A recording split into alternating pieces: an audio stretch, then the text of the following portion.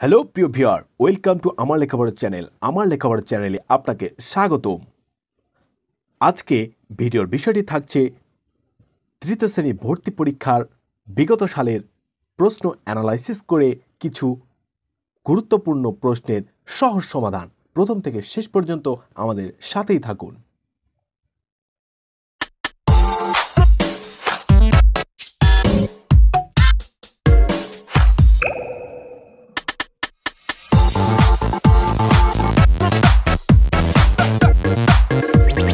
আমার লেখাপড়া চ্যানেলে সাবস্ক্রাইব করে বেল আইকনটি বাজিয়ে দিন। শিক্ষার্থী বন্ধুরা, আমরা আজকে ভিডিওতে যে বিষয়টি নিয়ে আলোচনা করছি তা হলো নাটোর সরকারি বালক বালিকা উচ্চ বিদ্যালয় তৃতীয় শ্রেণী ভর্তি পরীক্ষা 2015 গণিতে কিন্তু তোমরা জেনেছ যে 20 মার্ক এসে থাকে। প্রথমেই যে প্রশ্নটি এসেছিল তা হলো খালি ঘর পূরণ করো। এটি কিন্তু খুব সহজেই এই খালি ঘর কিন্তু পূরণ করা খুব সহজে যায়। দেখো কিভাবে। প্রথমটি আমরা পড়ছি, এই 56/7 সমান সমান খালি ঘরে কত।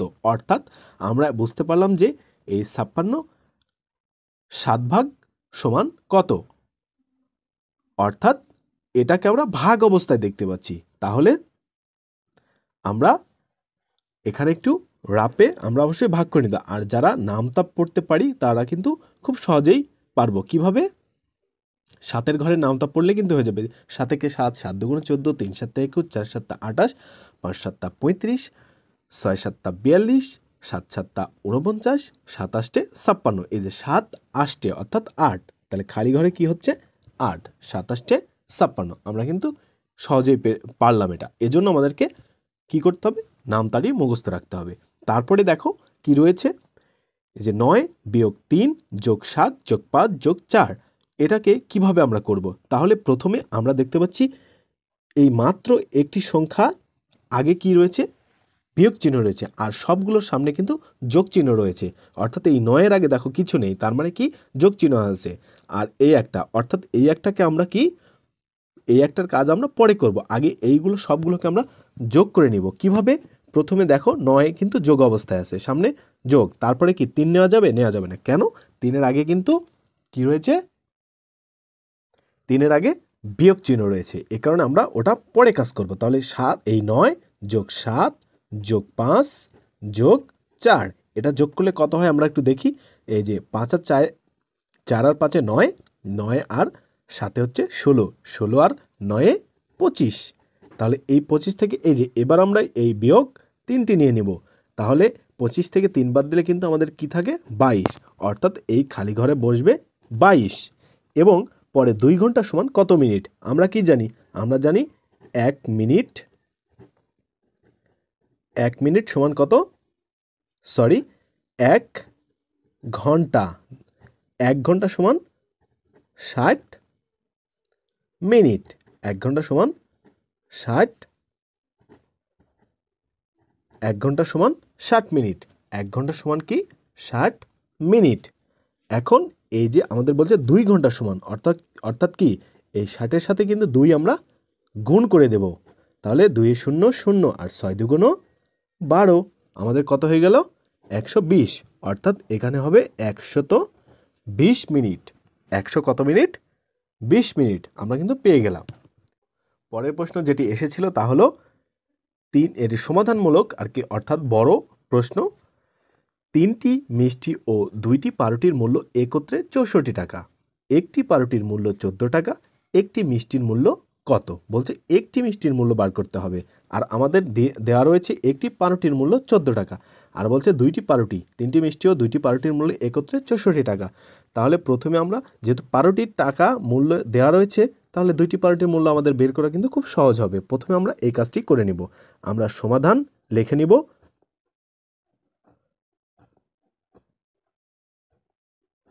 সমাধান, এই যে সমাধান লিখে নিলাম। এখন আমরা কি করব? আমরা লিখব এই যে এই লাইনটি শুধু লিখে ফেলবো। এই যে এই লাইন আছে দেখে দেখে আমরা লিখে ফেলবো যে একটি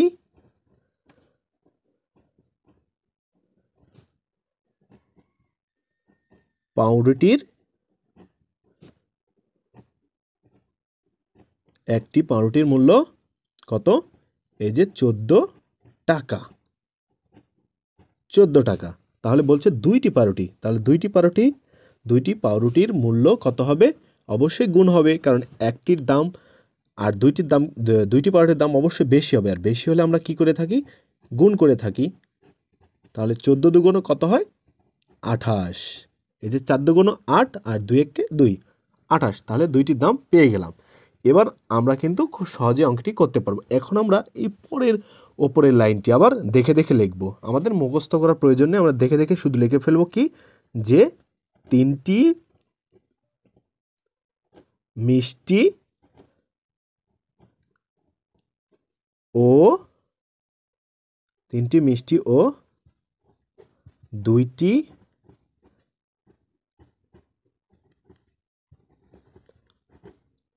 2টি পাউরুটির মূল্য একত্রে, তাই না? একত্রে মানে কি? দুইটা একসাথে কত টাকা? এই 64 টাকা, 64 টাকা, তাই না? তাহলে আমরা কিন্তু একটু আগে বের করে নিলাম দুইটি পাউরুটির মূল্য বের করে নিয়েছি। তার মানে কি আমরা এখন এটা লিখতে পারি না যে দুইটি পাউরুটির মূল্য আমরা কিন্তু পেয়েছি কত টাকা? এই যে 28 টাকা। এই 28 টাকা আমরা কি করব? বাদ দিয়ে দিব। কেন বাদ দিব? কারণ আমাদের তো পাউরুটির মূল্যর কোনো প্রয়োজন নেই, আমাদের উত্তরে চেয়েছে কি? একটি মিষ্টির মূল্য। অতএব দুইটি পাউরুটি বাদ দিলে কিন্তু 3টি মিষ্টির মূল্য আমরা পেয়ে যাচ্ছি। তাহলে এই 64 থেকে যদি আমরা এই 28কে বাদ দিয়ে দিই, তাহলে কিন্তু কত হয়? 36। তাহলে কত হয়? 36 টাকা। এটা কিসের টাকা বের হলো এবার? এই যে 3টি, যেহেতু দুইটি পাউরুটি একত্রে ছিল, আমরা আলাদা আলাদা করে ফেললাম। তাহলে এখন আমরা যেটা পেলাম তা হচ্ছে 3টি মিষ্টির মূল্য। 3টি মিষ্টির মূল্য আমাদের কিন্তু বের হয়ে গেল 36 টাকা। এখন আমাদের উত্তরে চেয়েছে একটি মিষ্টির মূল্য কত? আমরা তাহলে লিখে ফেলবো একটি মিষ্টির মূল্য অবশ্যই কম হবে, আর কম হলে কি করতে হবে? এই 36কে ভাগ দিতে হবে কত? 3 দ্বারা। তাহলে আমরা কিন্তু একটি মিষ্টির মূল্য পেয়ে যাব। মিষ্টির মূল্য 12 টাকা।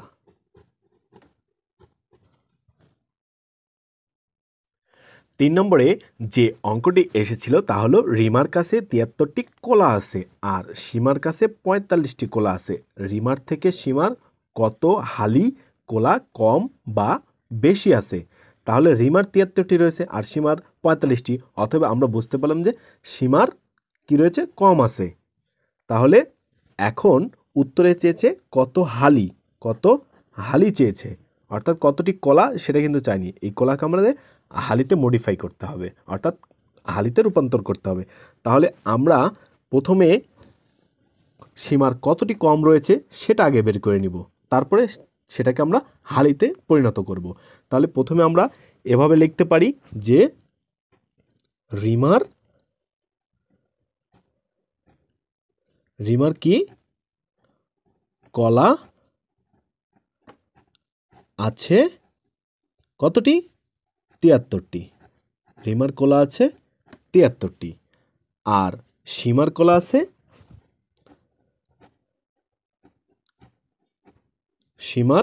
কলা আছে কতটি?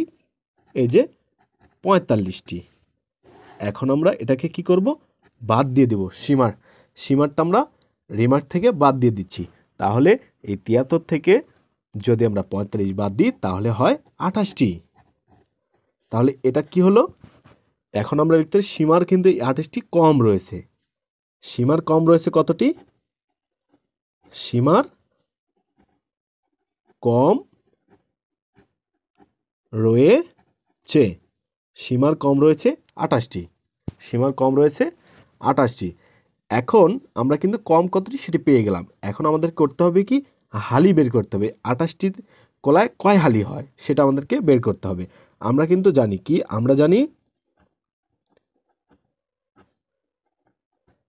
আমরা জানি একটি কি কথা জানি, আমরা কিন্তু জানি এক হালি সমান কয়টি, এক হালি সমান কিন্তু চারটি, এক হালি সমান চারটি, এটা কিন্তু আমরা জানি। তাহলে এখন আমাদের চেয়েছে হালি, অর্থাৎ যে কথাটা শেষের দিকে থাকে উত্তরের, সেই কথাটা কি ঘুরে উল্টো দিকে চলে যায়, এই যে এটার উল্টো হবে, অর্থাৎ শেষে চলে যাবে এক কথায়। তাহলে এই কথাটি আমরা লিখতে পারি না যে চারটি, আমরা হালি যেহেতু করব সেহেতু এই কথাটাকে ঘুরিয়ে লিখব যে চারটি কলা সমান এক হালি, এক হালি, এই কথাটাই শুধু ঘুরিয়ে লিখলাম। কেন? আমাদের উত্তর শেষের দিকে আছে হালি, এই কারণে আমাদের শেষের দিকে এটা লিখে নিলাম যে চারটি কলা সমান এক হালি। এখন আমরা কি করব, আমাদের যে এই 28টি কলাই যে পেয়েছি আমরা, এই 28টি কলা সমান কি, 28টি কলা কি কম না বেশি হবে? এক হালি চারটি কলা যদি এক হালি হয় তাহলে 28টি কলায় কত হালি হবে? তাহলে এটাকে আমরা কি করব, ভাগ করে ফেলব। এই 28 ভাগ 4 সমান সমান এই 4-এর ঘরে নামতা পড়লে কিন্তু আমরা পেয়ে যাব 4 7 28, অর্থাৎ 7 হালি। এটাই হচ্ছে আমাদের উত্তর। আমরা উত্তরে এভাবে লিখব যে অতএব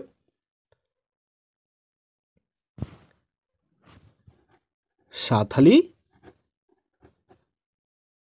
এই যে সীমার কত বলছিল 7 হালি কম, যেহেতু আমরা এখানে লিখে নিয়েছি সীমার কম রয়েছে 28টি, এই 28টিকে শুধু হালিতে পরিণত করলাম, যার কারণে 7 হালি। 4 নম্বরে যে অঙ্কটি এসেছিল তা হলো 2টি রং পেন্সিলের দাম 5 টাকা, 16টি রং পেন্সিল কিনে 50 টাকার নোট দিলে কত টাকা ফেরত পাওয়া যাবে? তাহলে অঙ্কটি কিন্তু খুব ইজি, তাই না? কারণ 2টি রং পেন্সিলের দাম 5 টাকা বলেই দিয়েছে, আর 16টি রং পেন্সিল, তাহলে আমাদের 16টি রং পেন্সিলের দাম কত টাকা হয় সেটি কিন্তু বের করে নিতে হবে। তা আমরা দেখে দেখে অঙ্ক করবো। এই যে উপরে লেখা আছে যে লাইনটি, সেই লাইনটি আমরা লিখে নিব যে 2টি রং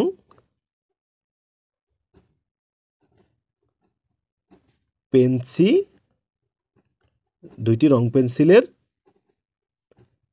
দাম 5 টাকা, তাই না? এটা তো দেওয়াই রয়েছে। তাহলে 16টি রং পেন্সিলের দাম কত? তাহলে আমরা কিন্তু এভাবে লিখতে পারি আমরা একটু বেশি করে, যে একটি রং পেন্সিলের দাম কম হবে, তার মানে কম হলে কি হয়, ভাগ এত টাকা। এবার বলছে 16টি রং পেন্সিলের দাম কত? তাহলে 16টি রং পেন্সিলের দাম, 16টি রং পেন্সিলের বেশি হবে, আর বেশি হলে কি হয়, গুণ হয়, আর সেটা কোথায়, ওপরে।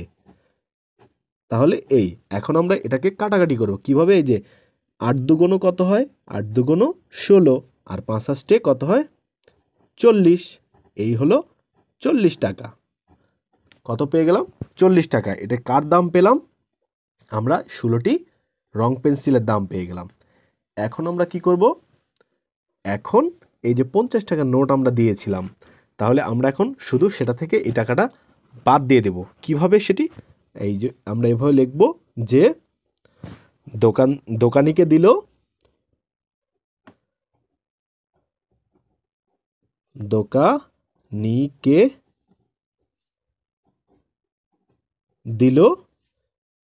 কত টাকা, 50 টাকা। এই যে বলছে যে রং পেন্সিল কিনে, অর্থাৎ কার কাছে কিনি, আমরা দোকানির কাছ থেকে তো কিনি, অন্য কারো কাছ থেকে তো কিনি না, এই জন্য লিখলাম দোকানিকে দিল 50 টাকা। আর এই যে আমরা 16টি রং পেন্সিল কিনেছিলাম, কত টাকা দাম হয়েছিল, 40 টাকা, এটা কিন্তু বের করে নিয়েছি। তাহলে আমরা এখন এটা কি খরচ করেছি, তাই না? আমরা যদি কোনো কিছু কিনি তাহলে সেটাকে কি বলে, খরচই বলে। তাহলে আমরা লিখব খরচ করলো কত টাকা, এই যে 40 টাকা। এখন এটা আমরা কি করতে হবে, বাদ দিয়ে দিতে হবে, কারণ 40 টাকা খরচ করেছি আর 50 টাকা নোট দিয়েছি, তাহলে তো আমরা 10 টাকা অবশ্যই ফেরত পাবো, 10 টাকা। এই 10 টাকা আমরা কি ফেরত পেলাম, আমাদের এটাই তো চেয়েছে যে ফেরত পাওয়া যায়, ফেরত 10 টাকা। অতএব আমরা লিখতে পারি 10 টাকা। শিক্ষার্থী বন্ধুরা 5 নম্বরে যে অঙ্কটি এসেছে তা হলো কোনো শ্রেণীতে 17টি বেঞ্চ ছিল। মনে করো তোমাদের স্কুল, সেই স্কুলের একটি শ্রেণী অর্থাৎ একটি শ্রেণীকক্ষে 17টি বেঞ্চ ছিল। নতুন ছাত্র ভর্তি হওয়ায় আরও 2টি বেঞ্চ আনা হলো। একটি বেঞ্চে 4 জন বসতে পারে, তাহলে মোট কতজন বসতে পারবে? দেখো 17টি বেঞ্চ ছিল আর একটিতে 4 জন, আরও 2টি বেঞ্চ আনা হয়েছে কি জন্যে? যে নতুন ছাত্র ভর্তি হয় আরও 2টি বেঞ্চ আনা হয়েছে। কারণ তোমরা 4 জন করে বসো, নতুন ছাত্র আসলে কি তোমাদের কাছে বসতে নেবে? তোমরা তো বসতে নেবে, তোমরা বলবে স্যার আরও 2টি বেঞ্চ বাড়িয়ে দিন। ঠিক এই অঙ্কটি কিন্তু এই গল্পের মতোই। তাহলে দেখো এটা আমরা কিভাবে বেঞ্চ, তাহলে বেঞ্চ ছিল কতটি আমরা আগে সেটা লিখে নিই, যে আমরা হিসাব করতে সুবিধা হবে সেজন্য আমরা লিখে নিচ্ছি কি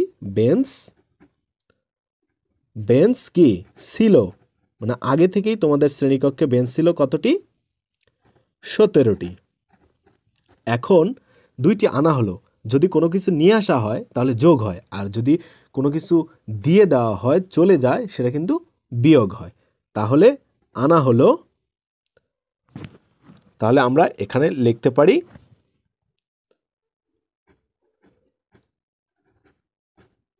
বেঞ্চ আনা হলো কতটি? 2টি। এখন আমরা এটা কি করব? যোগ করব, যেহেতু আনা হয়েছে।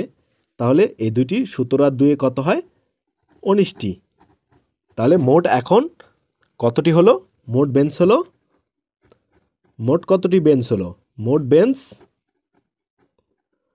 বেঞ্চ কিন্তু 19টি। এখন আমরা 19টি বেঞ্চ বের করতে পেরেছি। এবার আমরা কি করব? সহজে এই যে 4টি আমাদের, তাহলে মোট কত জন? এই যে কতর পরে জন যেদিকে লেখা আছে জন, সেটা আমরা হাতের ডান পাশে অর্থাৎ শেষে চলে যাবে, কত জন। তাহলে আমরা এটা এভাবে লিখতে পারি যে একটি